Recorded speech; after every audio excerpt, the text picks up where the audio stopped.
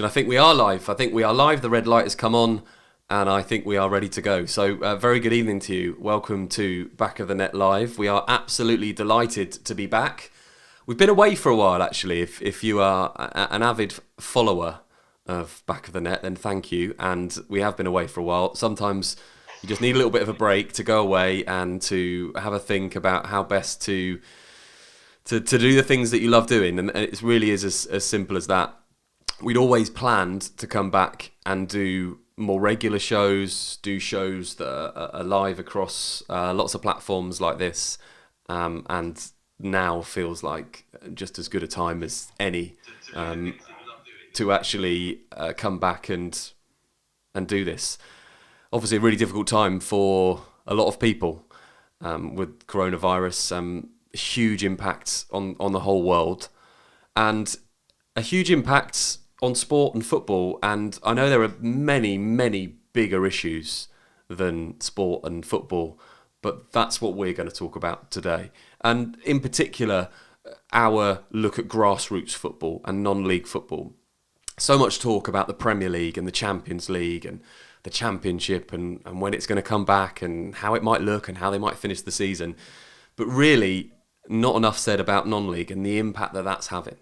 So we'll talk all about that tonight. We really want you to get involved. You can get involved on YouTube. You can leave us comments. You can get involved on Facebook, on Twitter tonight. We're live across all the platforms. So do get in touch. We'll read some of those comments out. We're going to be on every night this week at 7 o'clock. We may continue that as well after this week.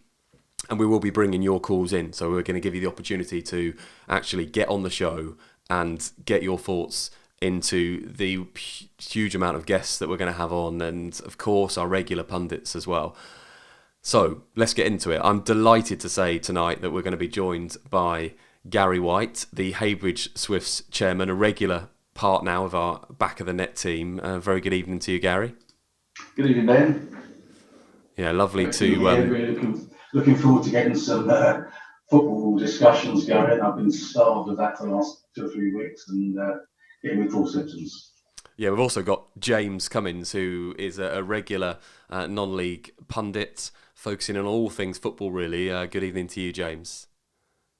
Good evening, Ben. Good evening, everybody. It's great to be back with Back of the Net after our hiatus away, but now is the right time and the most appropriate time to come back and re-engage with everybody again and talk about football. So it's great to be back, and I'm really looking forward to tonight's show. Yeah, really looking forward to it, and obviously it is a different format. We're like the rest of the world. We're here, we're at home, we're self-isolating, we're doing everything that we're being told to do and being responsible. And the show has changed, so we will be bringing on many of the people that have made Back of the Net what it has been over the last 5 years. The likes of Jody Brown, I know, will be back tomorrow. Jim Coopers, Frank Wilson, Charlotte Richardson, and many more as well. We'll be bringing onto the show this week. But we'll all be at home, and it is slightly different. It's just a strange feel at the moment. So if you're watching on YouTube, do subscribe to the channel if you've not already. You can click the bell as well to notify you when we're going live. We're going to go live at 7 o'clock every day this week. And you'll get notified if you just subscribe and click the bell as well. And if you're live on any of the other platforms, get in touch and we will read some of those messages out.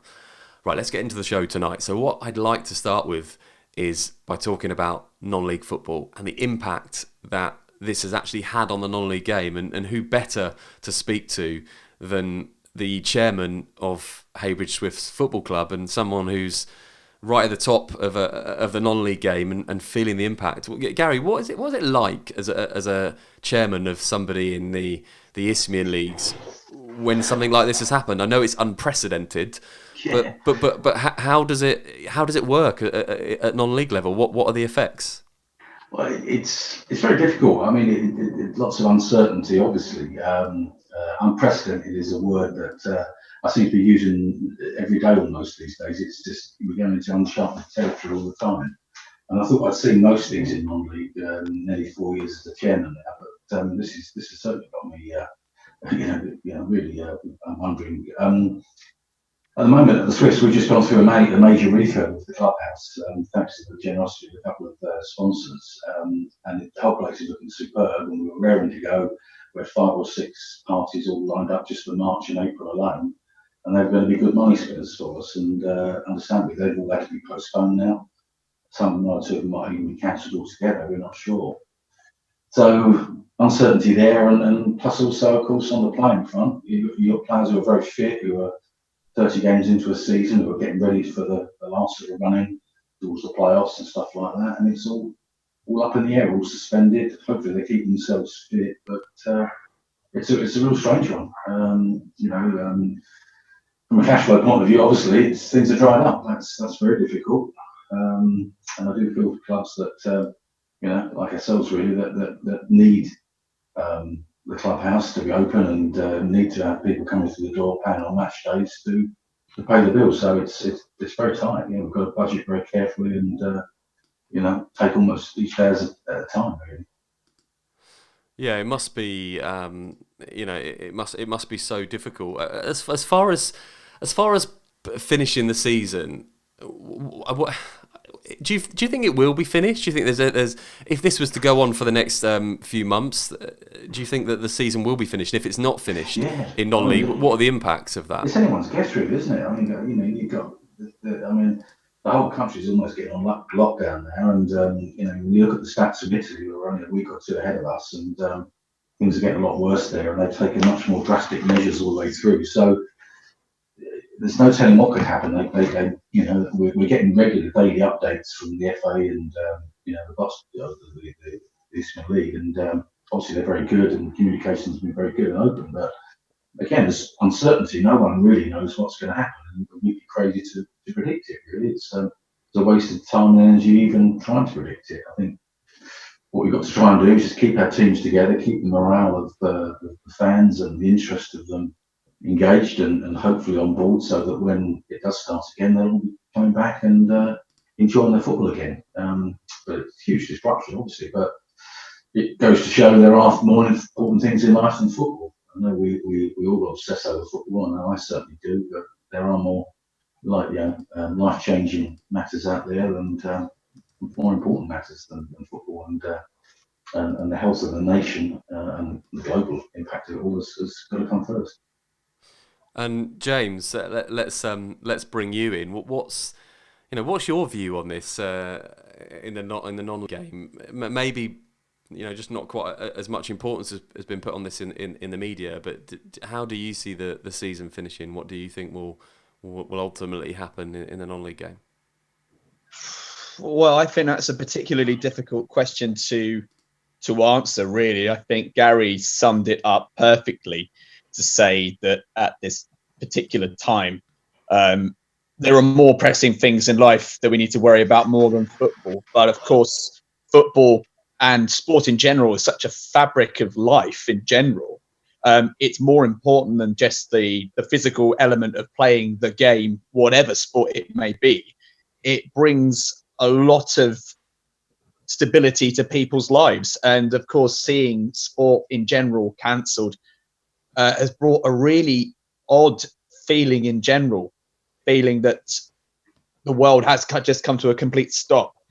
And I think the thing which is most puzzling people and stressing people out at the moment is, when will it start, or when is the most appropriate time for it to start?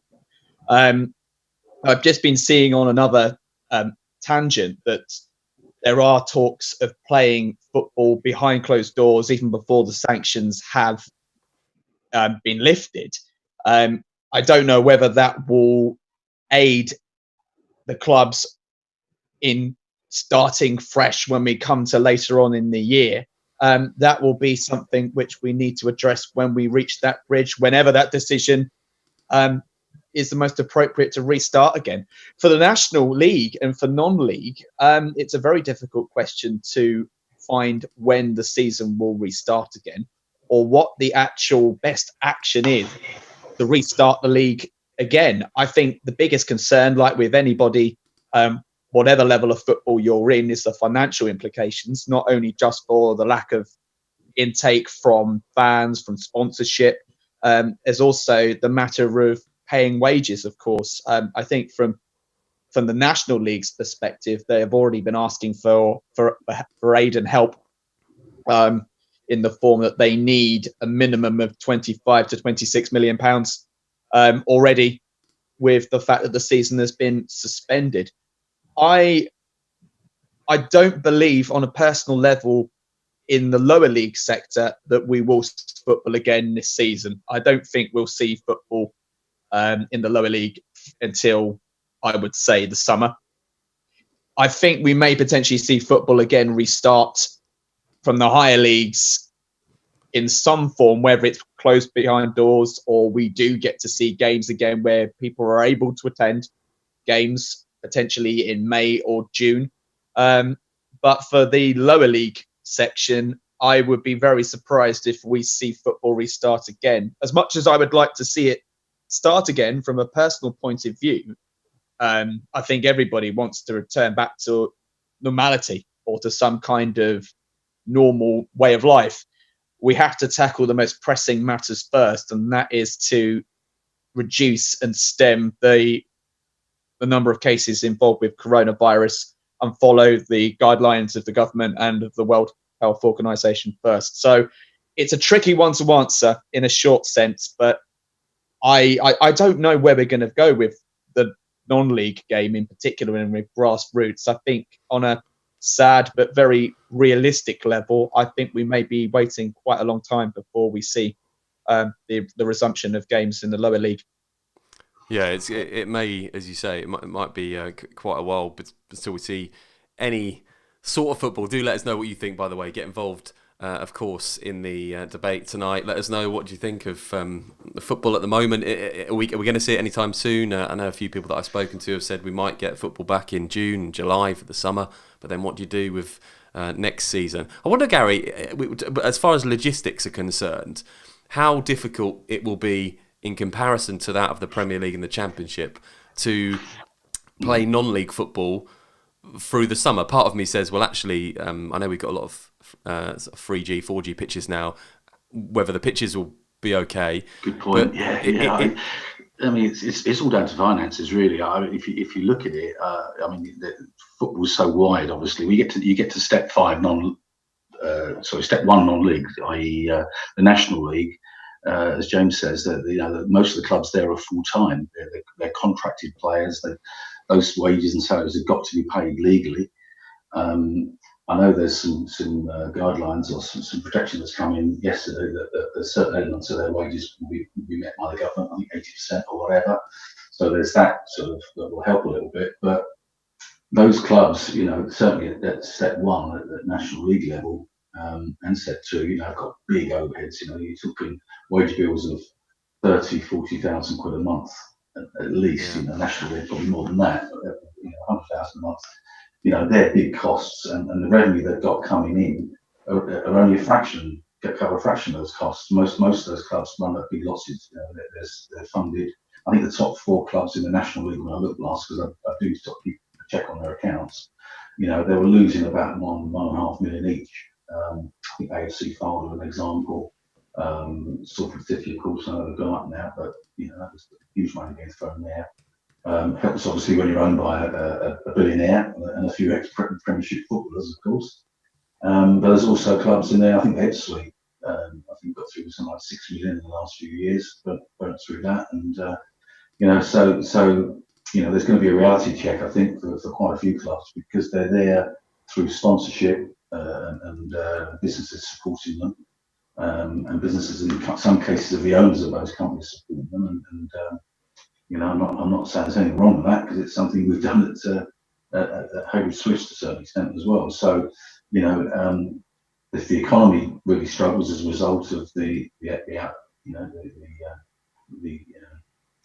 coronavirus, and then a lot of those sponsorship deals are going to struggle as well. So, there's not just the fact that they're not playing and taking gate receipts; it's the sponsorship side as well. So I think it's going to be pretty tough going the next few months, and but putting it all into context, there's far more important things in the world than football. There really are, and everything's got to be prioritised. Yeah, we did say that at the very beginning of the show. There's so many things that far more important than this, of course, across the world.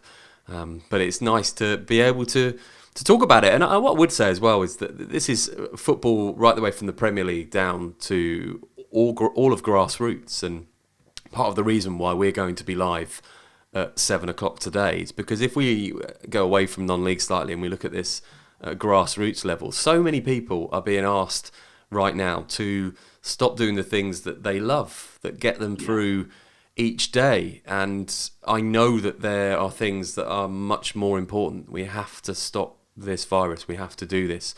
But people rely on these things for their mental health, for their well-being. Yeah, very true. And this is a big thing right now. And we're here every night to talk about these things, because if you're missing, maybe it's not the Premier League and it's not the Championship, and you can go across so many sites and get your fix of maybe classic games and different things, but maybe you're missing going and playing football at a grassroots level, being involved in the game. Maybe you're a parent, maybe you coach football. So many people do that up and down the country. And that's part of this. And actually being asked to stay at home is difficult, and being asked to stop doing the things that you love. And hopefully as a community, and I know that we'll get a little bit more traction every night that we do this, we can come together and we can talk about things, and we can put things into perspective, but also, help a few people. I'm sure, James, I'll put this to you. I'm sure there's quite a few people that will be struggling right now, because football, especially, will be a real outlet to them. And I'm talking about the people that play it regularly, week in, week out. Yeah, massively. I can't really stress how difficult this must be for everybody from any walk of life, that this is a massive toll on their mental health. And I feel very, very pleased, not from just a personal perspective with our team getting involved by doing this and restarting Back of the Net again at this time, and reaching out to those people just to talk about football, just to bring some kind of normality back. But it's nice to see that we are being brought together in this way, in this format, and we're able to talk about the normal stuff which we would normally talk about, instead of being at this point at 7 o'clock or 7:30 now, and we talk about how the games have gone over the weekend. It's refreshing, and it's also much of a comforter as well, that we are able to be in this environment that we're in. Of course, things are very difficult at the moment for everybody, considering how grave the situation is with coronavirus and how people are dealing with it and reacting to it. But it is a comforter that we are able to have this ability where we are able to talk about the things that we love most of all, and we're able to share it as well. That's a big, big positive. And talking about football and discussing the things that we can talk about, even in the scenario that we're in right now, is such a great medium to have. And we've got so much we can talk about, and the possibilities that we can talk about as well. I mean, whilst we were just before coming on air, if things stand at the moment, we need to talk about things like Barrow, for example. Barrow, if the season remains where it is, they will be playing league football for the first time in their history. That is a massive achievement. Well, actually, I'm old enough to remember when they were in the Football League before, actually, James. 40 odd years ago, they were in the old fourth division and went down. So they have been there before, and but they're having a fantastic season, as you say. The travesty didn't go up. They've had an amazing season before everything took place, and this is a kind of question we need to ask now, with teams in the positions that they are. And from a positive point of view, the teams who are leading their respective leagues, do they deserve the chance to be crowned as champions already? But on the flip side of that, if we look down towards, I'm using the National League as an example, the teams that are at the bottom of the league, so Ebbsfleet, Maidenhead United, Fylde and Chorley will go down. And this goes down to their respective leagues. Is it necessarily fair on those teams who are either fighting for a playoff place or fighting for the championship if it's that close, or teams that are going to get relegated or on the verge of getting relegated? is it fair to stop the season right here, right now, or not restart the season again when it's an appropriate time to restart again? It's a very good question. It's a really good point, and I think that it just I think this sort of discussion is being had up and down the country. People that are involved in the game, people that are at these non-league clubs. I think everyone's probably got an opinion on what should be done. We'd love to hear some of those opinions, by the way. So if you have an idea, I was watching this afternoon about the problems in the shops with distribution, and I'm sure that will be sorted. And I read a comment where somebody just said, "Look, why don't you take all the trolleys away and just let people have baskets because they can't then have much?" And but maybe that wouldn't work. But little things, little ideas that people have. What would be interesting, and we will try and do this. We'll get somebody on from one of the leagues, maybe from the FA, that are putting these things together and putting these plans in place, because we're hearing every day about the things that are happening logistically in the country. But we also want to know about what's happening in the sports side of things as well. Gary, has there been any indication from those in your league of what might happen? How's the communication been from the league? The communication's been very good, and in fairness to the people involved, they've been giving us regular updates. But it's now end of April, in line with the rest of the football, so no one can see any games being played at least until then. But obviously it could be considerably longer. But in terms of the actual outcome, decisions or relegation, promotion, no, nothing on that. No speculation. We'd want to do that, obviously, anyway. Very difficult, but what do I know about these things? I'm chairman of the club that won the playoffs last season and still didn't go up. So I'm no stranger to this sort of stuff and the difficulties of rules and decisions. There's no right or wrong answer. Some people will be happy and others will be absolutely disgusted. So thankfully I haven't got to make that decision. But I respect the people who do, and we have to abide by what they say and do and decide ultimately, because that's the responsibility they've got. Let's just go back for a moment and look at the mental health side in the grassroots game. We had a message actually on Facebook that said, my little boy plays football every week. That's what he does. He loves it, and suddenly not being able to do it. And I guess in a lot of parts now, certainly with the schools closed, not being able to see your friends, not being able to do these things. But sports, not just football. We look at any sport, not being able to play it with the people that you play it with, people that are part of rugby teams and hockey teams and everything. How do you fill that gap, James, when you're not sure how long you're going to have to fill that gap for? Again, that's a really difficult question to ask. I think the idea of filling the gap, as much as it is just keeping an active mind, making sure that you've got a routine in place which is comfortable but yet sustainable to the current environment. Filling the gap, as much as a physical point of view or as much as a mental point of view, is always going to be the difficult thing. I mean, for example, if you're living in a flat, give or take, you're very limited for space.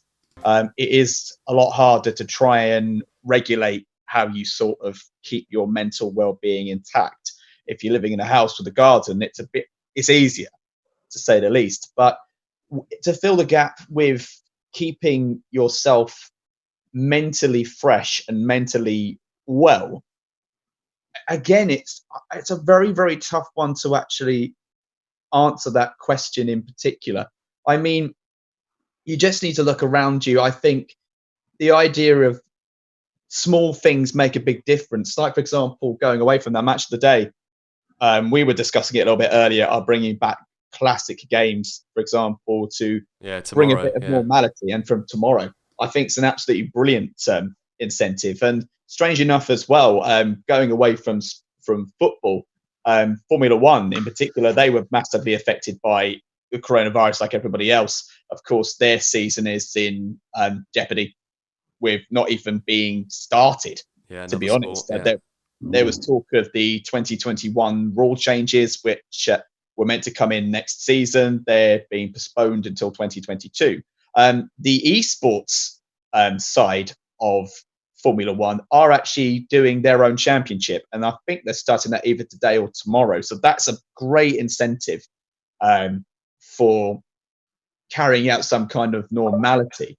But going back to what we were talking about with football, I think filling the gap as much as trying to maintain semblance of normality and reality is going to be difficult. But what we need to understand is this: there will be an end goal for this. It will come to a period of time where we will reach the end of this particular period of self-isolation and government guidelines to try and stem the coronavirus in sport. We need to proactively build to the plan of what it will be like when the sanctions and when the advice from the government and the World Health Organization comes to an end. And I think that's the key element that we need to put into practice, is to plan ahead for the eventualities of what will take place, plan ahead for what we will need to do when the season or when football and everything restarts again.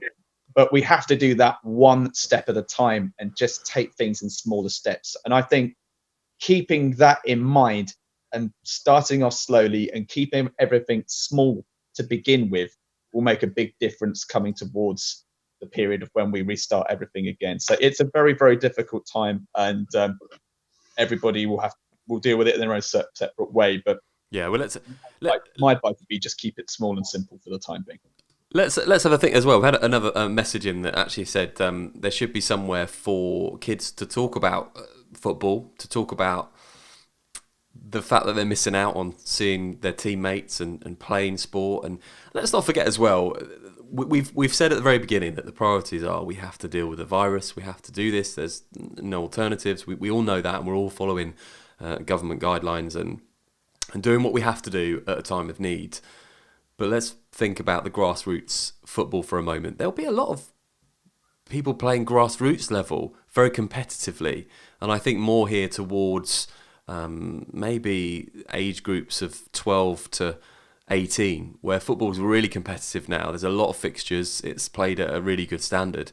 Are they going to get told, well, you're just not going to finish your season? The Premier League, there's so much money involved, and we talked about the money involved in non-league, but think about the effort that goes in there and the fact that they won't be able to finish their seasons. And a very good point to go back to that we've had on Facebook tonight, which is, there should be a platform where people can talk about this. I know that now people of maybe 16 and under will be doing lots of gaming online. I'm sure they'll be communicating with their friends in WhatsApp groups and other messaging services. But to talk about sport and to talk about their feelings about football and missing playing sports and team sports and seeing their teammates and the effect that has on people. And I know it has an effect on adults, let alone have an effect on younger people not seeing their teammates. There probably isn't a platform to do that. Maybe we can be that platform. Maybe that we can arrange to get a few people on to talk about it. And certainly, Gary, we mentioned mental health a few times. No matter what we're trying to deal with, how important it is, it's still important to deal with that. Well, non-league in particular is a real sort of community sport, community game, isn't it? And people's social lives revolve around their football, and when you're missing that social interaction regularly, it's very hard. You need to fill that void. And like we're playing, I played for 40 years, from the ages of sort of 10 to 50. Played football, and I absolutely loved it. And when I stopped it, I didn't fill that void with anything. There was a few years gap before I got involved with the Swiss, and in a way, the sort of camaraderie and the dressing room sort of banter and stuff that I used to get as a player, I now sort of had that almost with the first team players and the juniors now at the Swiss. It's great, I was really missing that. So I think there is a void to be filled. There really is for players and fans and alike at the moment. And the blanket wall-to-wall sort of sky for the Premier League game is one thing. But really, outside the Premier League and perhaps the Championship as well, outside of those divisions, there's very little, isn't there? There doesn't seem to be that well catered for. There's the odd magazine and stuff, they're very good, and the club's got their own sort of websites, but there doesn't seem to be any sort of medium to bring people in football together in other sort of areas. So it's certainly worth back of the net really sort of expanding on that and see if we can meet that needs, because I'm sure people will really miss their football and their social fix in the coming weeks, and hopefully not months, but it may be the case. Hopefully we can we can do that. And what I want to talk about now is let's talk about some positive things. We've all been trying to fill our time. Certainly this weekend feels like it's the first weekend of something very different that we're not used to. Something that it's very much not a part of our lives at all. It's a very strange feeling, and obviously in a very serious time. It feels like the world has stopped, and it has, and it feels like it's almost like a holiday period where everybody's stopped, but that you can't go to restaurants, bars now, and many shops closing as well. James, I'll ask you first. How are you filling your time? This is the thing that people probably do want to talk about. How are you filling your time, and is that going to change after week 2, 3, 4, 5, possibly 12, 15, who knows? Well, I actually feel very, very lucky to be in the situation that I'm in, because at the moment, I am still currently working, which is a massive boost to my mental health, which is great. I feel very positive for the fact I'm still working, which is great. And I wouldn't want to change that at all. If the system like that changes anytime soon, then you have to follow it and you have to carry on. With my spare time as much, I am basically just grateful for the fact that I'm playing a lot of Football Manager. So I'm very grateful that full well how much I love Football Manager as a game, and I think you're just as keen on it as I am as a person. My recent challenge at the moment is trying to get sort of Borussia Mönchengladbach to beat Bayern Munich or Borussia Dortmund at the moment. So that's my challenge. That spends a lot of my time at the moment. So, but I always like to try and go back into non-league teams as well. So I've not only got the Borussia Mönchengladbach game going on, I actually have a Hampton and Richmond game going on as well. Oh, so really? I'm filtering between the two at the moment. So I've gone from one extreme to the other. But on Who are Hampton playing then, Jones? Who are they against? Who are Hampton playing? Oh God! Well, at the moment, that's when we're in, because it's an older Football Manager. They're still in league. Well, they're still in what was Conference South or Panorama South. So the next game they've got is against Western-super-Mare. So I might lose that, to be honest. It's a bit worrying this time. This is proper Football Manager. Like this is people sit and saying, yeah, we're playing Football Manager and stuff, but this is we've come on, and James, you can tell this is aimed at grassroots and non-league football, because James is suddenly talking about Hampton and Richmond and Western-super-Mare, names that don't get mentioned enough in the football world. I don't think they don't at all, not at all. But we've got a connection with them at Haven Swiss, because our under-19s manager, Stuart Slater, the ex-West Ham player, played for Western-super-Mare about 20 years ago. So there's a connection between our two clubs. There's always some connection somewhere with both clubs. There's always that trivia you can link people up with.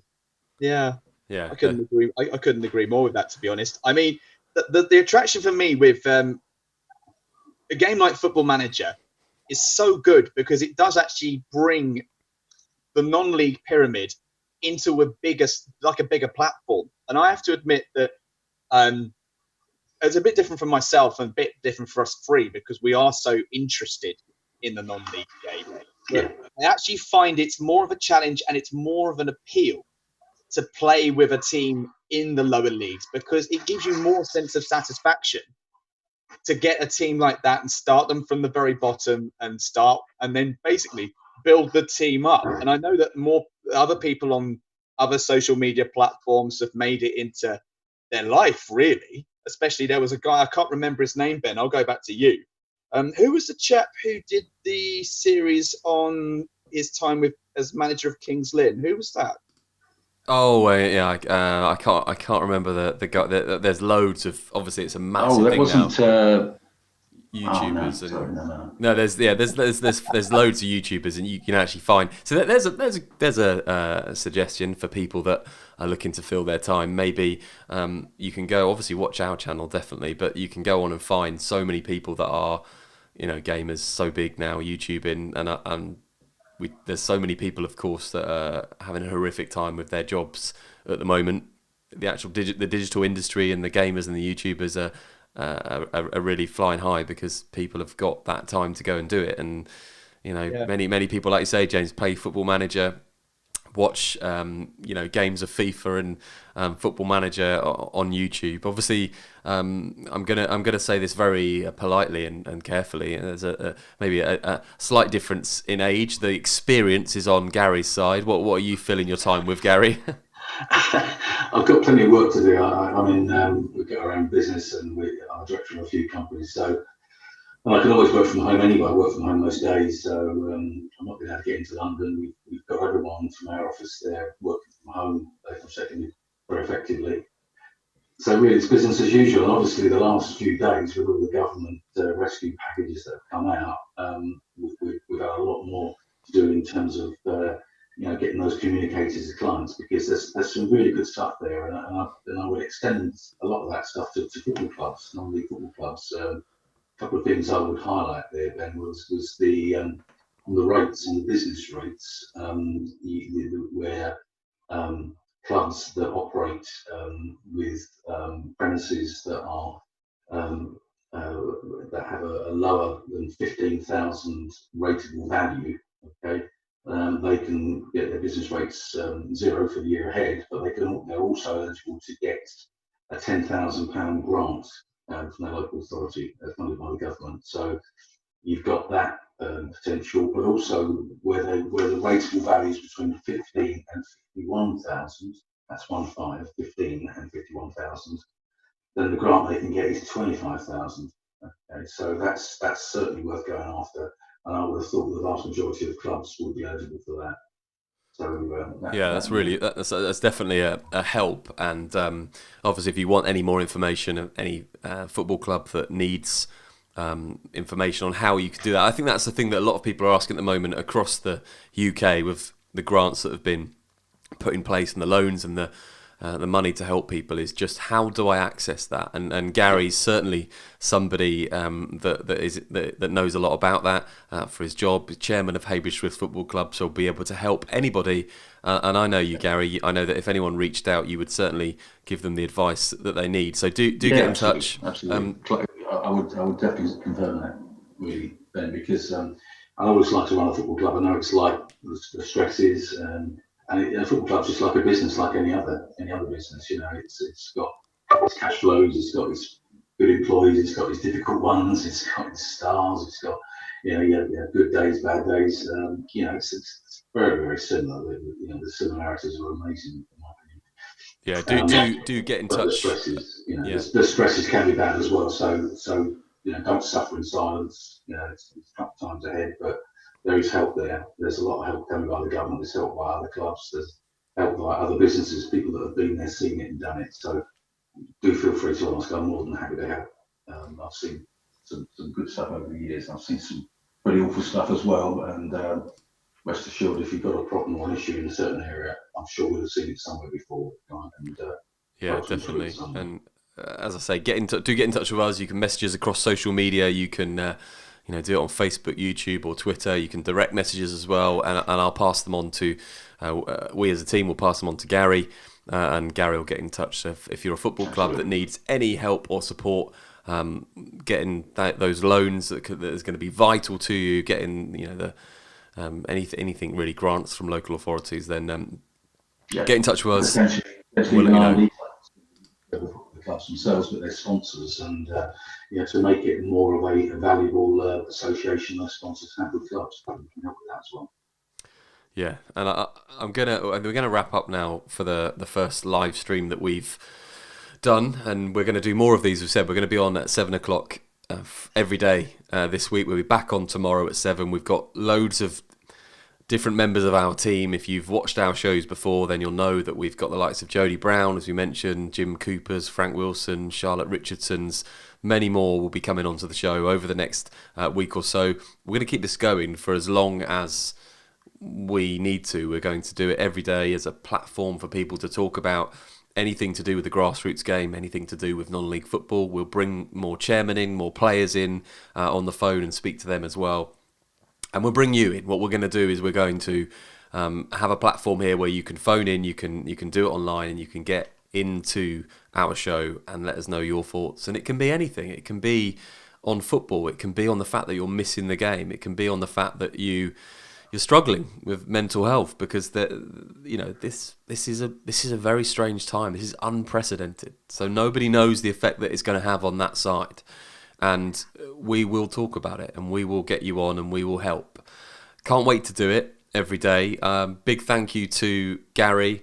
Gary, thanks ever so much for coming on tonight. Enjoyed it. And a big thank you to our very own James Cummins as well. James, thanks for your time this evening. No problem at all. Absolute pleasure as always, Ben. Thank you.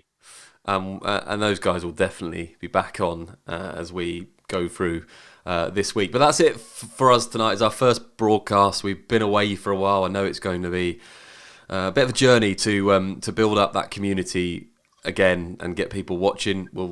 We've started tonight. We'll continue it tomorrow. We've got loads of things planned as well. So this is just the very start of it. The shows will continue to grow and do different things. And we look forward to your company back again tomorrow.